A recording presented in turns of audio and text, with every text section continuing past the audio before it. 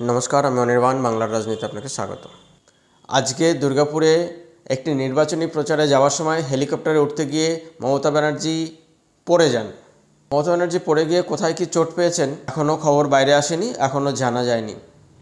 আজকে যে হেলিকপ্টারে উঠতে গিয়ে মমতা ব্যানার্জি পড়ে গেছেন, এর 3টি কারণ থাকতে পারে। আমি 3টি কারণ বলছি, দর্শক বিচার করবে কোন কারণটি ঠিক হতে পারে। প্রথমত, মমতা ব্যানার্জির বয়স হয়েছে। মমতা ব্যানার্জির 69 বছর বয়স হয়েছে। মমতা ব্যানার্জি বাইরে থেকে যত নিজের জীবনটাকে সাদা এবং সিম্পল দেখান, মমতা ব্যানার্জির জীবনটা কিন্তু এত সাদা এবং সিম্পল নয়।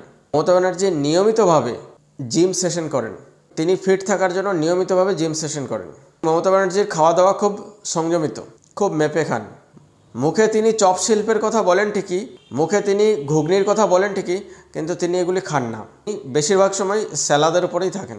আর 69 বছর বয়সের এক বৃদ্ধা মহিলার সমস্ত চুলেই পাক ধরেছে, কিন্তু চুল সবসময় কলপ করা থাকে। যাই হোক, এটা তার ব্যক্তিগত জীবন। কিন্তু মমতা ব্যানার্জি যত সাদা সিম্পলভাবে লোককে দেখাতে চান যে আমি একটি সাদা শাড়ি আর একটি হাওয়াই চপ্পল পরে ঘুরে বেড়াই, এত সাদা সিম্পল নয়। প্রথম কারণটি বলা যেতে পারে, এত গরম, এত হিট ওয়েভ চলছে, লু বইছে। দুর্গাপুরের ওদিকটা তো লু বয়ই, সবাই জানি। এত বয়সে এই হিট ওয়েভ হয়তো নিতে পারেননি, তাই মাথা ঘুরে পড়ে গেছেন। দ্বিতীয় কারণটি হচ্ছে, ভোট আসলেই ওনার কিছু ফাটে, ওনার কিছু ভাঙে, এরম হয়। যেমন গত বিধানসভায় 2021-এর বিধানসভায় দেখেছি ওনার পা ভেঙে গেছিলো।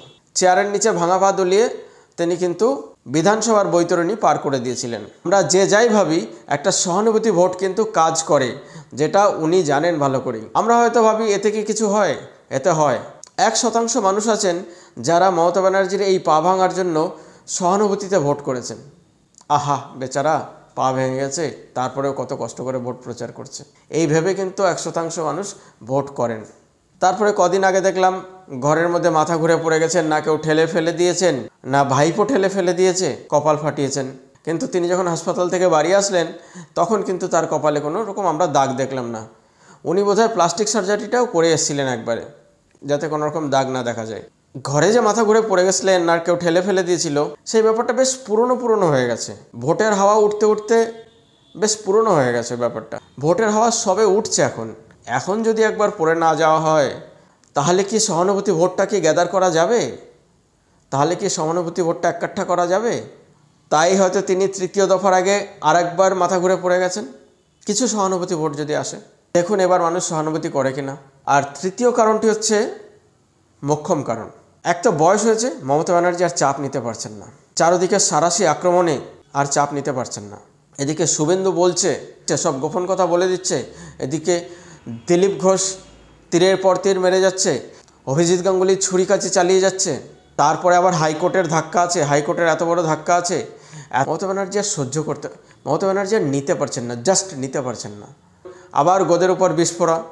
সিবিআই তদন্ত করে এনএসজি পাঠিয়ে দিয়েছে সন্দেশখালিতে। এনএসজি টিম নিজেদের গাড়িতে করে বম নিয়ে এসেছিল, তারপর শাহজাহানের কোনো আত্মীয়র বাড়িতে বম রেখে মমতা ব্যানার্জিকে বিপদে ফেলার জন্য এবং পশ্চিমবাংলাকে বিপদে ফেলার জন্য বলছেন যে পশ্চিমবাংলায় বম পাওয়া গেছে।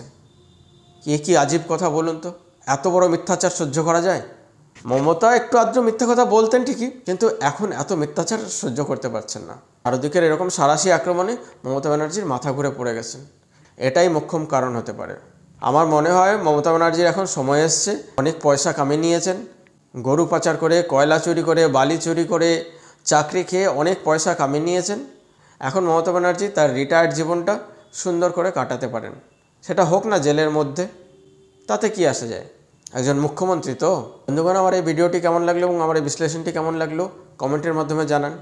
আর উৎসাহবর্ধনের জন্য লাইক করুন, শেয়ার করুন, সাবস্ক্রাইব করুন, সঙ্গে রাখুন, দেখতে থাকুন বাংলার রাজনীতি। ধন্যবাদ।